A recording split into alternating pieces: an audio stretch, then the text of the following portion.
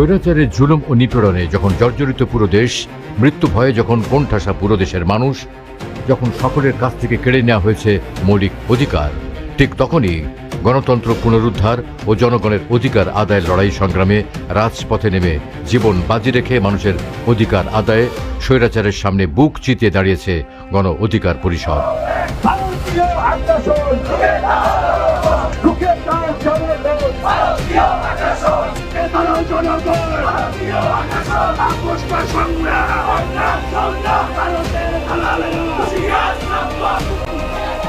ঢাকা সহ বিভিন্ন বিভাগীয় ও জেলা শহরে গণ অধিকার পরিষদ ও তার অঙ্গ সংগঠনগুলো ধারাবাহিক কর্মসূচি পালন করেছে। নেতায় পরিচিত হয়েছেন আমাদের তরুণ তুর্কি কুমিল্লার মেঘনার সন্তান নাজমুল।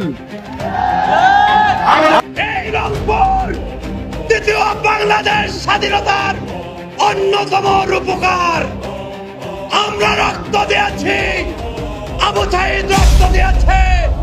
মুক্তির মন্দির সোপানো তলে কত প্রাণ হলো বলিদান, লেখা আছে অশ্রু জলে। এমপির জ্বর হয় চলে যায় আমেরিকা, এমপির ছেলের কাশি পাঠিয়ে দেয় সিঙ্গাপুর মাউন্ট এলিজাবেথ হাসপাতালে। শিকার হয়েছে আওয়ামী লীগ, ছাত্রলীগ ও পুলিশের বাধা, নিক্কারজনক হামলা ও মামলার। এমনকি গোয়েন্দা সংস্থা ও সরকারের প্রেসক্রিপশনে তাদের দলীয় কার্যালয় থেকে বের করে দেওয়া হয়। এখান থেকে চলে যান, আমাদের কার্যালয়ে আমাদেরকে ঢুকতে দিন। তবুও দমে যাননি সংগঠনের নেতাকর্মীরা। ভিপি নুরুল হক নুরও নতি স্বীকার করেননি কখনো।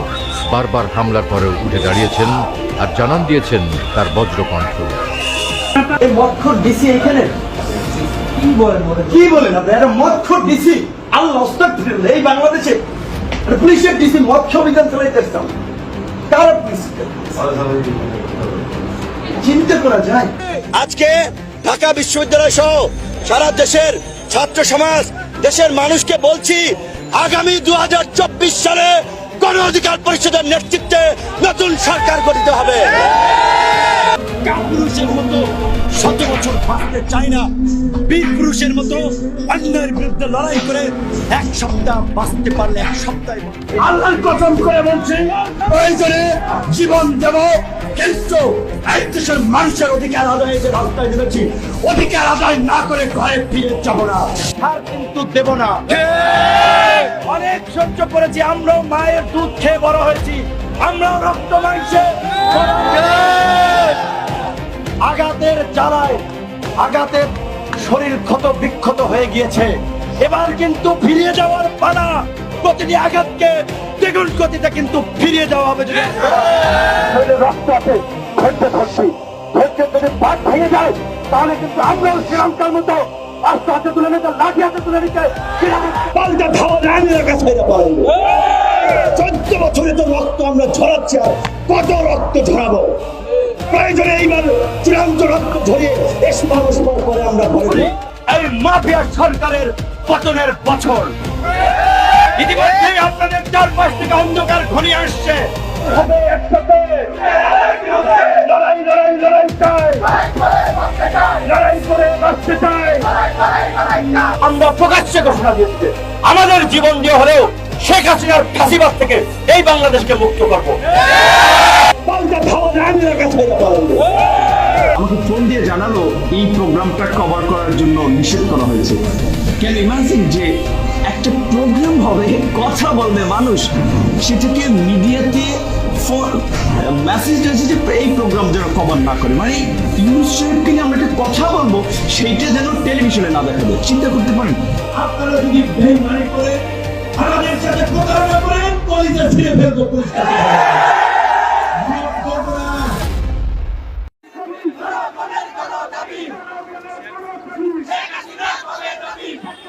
গণতন্ত্র ও ভোটাধিকার পুনরুদ্ধারে বিএনপি, গণ অধিকার পরিষদ সহ বিরোধী রাজনৈতিক দলগুলো যুগপৎ আন্দোলনের অংশ হিসেবে 28 অক্টোবর 2023 থেকে ধারাবাহিক কর্মসূচি পালন করে। 28 অক্টোবর যুগপৎ আন্দোলনের কর্মসূচিতে পুলিশ ও আওয়ামী লীগের হামলা হলে গণ অধিকার পরিষদ বিজয়নগর পানির ট্যাঙ্কি এলাকায় সর্বাত্মক প্রতিরোধ গড়ে তোলে। সেদিন ভিপি নুরুল হক নূরের সাহসী নেতৃত্বে সন্ধ্যা পর্যন্ত পুলিশ আওয়ামী লীগের সাথে ধাওয়া পাল্টা ধাওয়া চলে। যুবলীগ আসতেছে, ওদেরকে প্রতিহত করতে। হাসিনার দিন শেষ, হাসিনাকে বিদায় দিতে হবে। প্রত্যেকটা নেতাকর্মী এই আনন্দ ঘন মুহূর্ত উপভোগ করছে। যদিও আপনারা দেখছেন এখানে পুলিশ আমাদের উপর গুলি করছে, কিন্তু আমরা বিশ্বাস করি এটা বিজয়ের শেষ মুহূর্ত। সেদিন আব্দুর রহমান, হাসান আল মামুন, রাকিব সহ অনেকে আহত হন ও যুবনেতা সাইমন গুলিবিদ্ধ হন এবং গুলিতে চোখ হারান শ্রমিক নেতা রুবেল।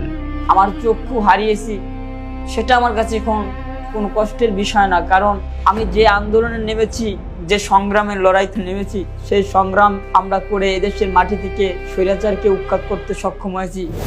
যুগপৎ আন্দোলনের কর্মসূচির অংশ হিসেবে গণ অধিকার পরিষদ ধারাবাহিক অবরোধ, হরতাল, কালো পতাকা মিছিল, কফিন মিছিল, দ্রোহের গান ও একতরফা নির্বাচনের প্রতিবাদে সরকারকে লাল কার্ড প্রদর্শন করে। 2023 সালের 13 ডিসেম্বর নির্বাচনী তফসিল বাতিল, সরকারের পদত্যাগ এবং একটি নিরপেক্ষ সরকারের অধীনে অবাধ ও সুষ্ঠু নির্বাচন আয়োজনের দাবিতে গণ অধিকার পরিষদ দেশব্যাপী বিক্ষোভ মিছিল, সড়ক অবরোধ ও প্রতিরোধ, হাসিনার পাতানো নির্বাচনকে বর্জনের ডাকসহ বিভিন্ন কর্মসূচি পালন করে। আগামী 7 তারিখ ভারতের কাছে দেশকে তুলে দিতে ভারতের পাতানো সাধারণ নির্বাচনে আপনারা কেউ ভোট কেন্দ্রে যাবেন না। দ্বাদশ জাতীয় সংসদ নির্বাচনে অংশ নিতে দলটি নিবন্ধনের আবেদন করলেও নিবন্ধন পেতে ব্যর্থ হয় এবং গণ অধিকার পরিষদের নেতাকর্মীরা নির্বাচন কমিশন ঘেরাও প্রোগ্রাম করে।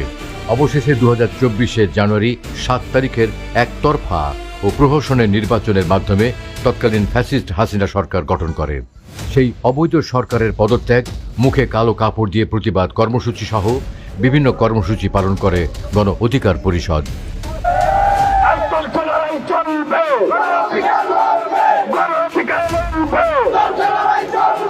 ভিপি নুরুল হক নূর সবসময় আলেম ওলামাদের মুক্তি, তাদের ন্যায্য অধিকার আদায়ে ও সম্মানে সরব ছিলেন।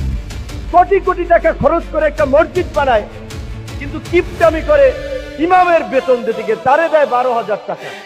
ইসলামিক স্কলার, আলেম ওলামা, হাফেজদের কাজ শুধু আজান দেবে, নামাজ পড়াবে সেটা না। ইমাম শব্দের অর্থ নেতা, যেটা বলেছে তাদেরকে নেতৃত্ব দিতে হবে সমাজের বিভিন্ন সেক্টরে। একজন হাফেজ পুলিশের এসপি হতে পারেন, ডিসি হতে পারেন, যেই লোকটা আল্লাহকে ভয় করে, আল্লাহর কোরআনকে মেনে চলে, তার দ্বারা দুর্নীতি, অন্যায়, অনিয়ম হবে না।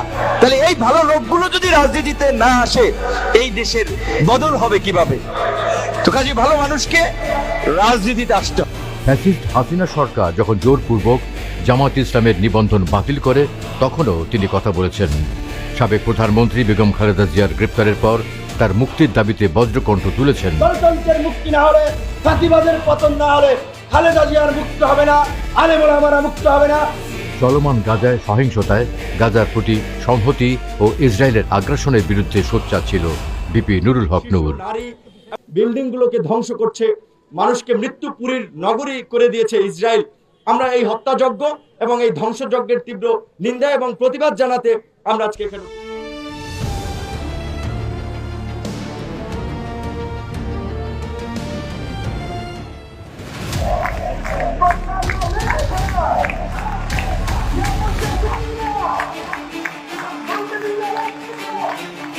জুলাই 2024, বুকের তাজা রক্তে বাঙালি যে ছিনিয়ে আনতে পারে আকাঙ্ক্ষিত স্বাধীনতার লাল সূর্য, ভেঙে ফেলতে পারে জুলুম আর নির্যাতনের সকল জঞ্জাল, 1971-এর পর তা আবার বাঙালি প্রমাণ করল 2024 সালে।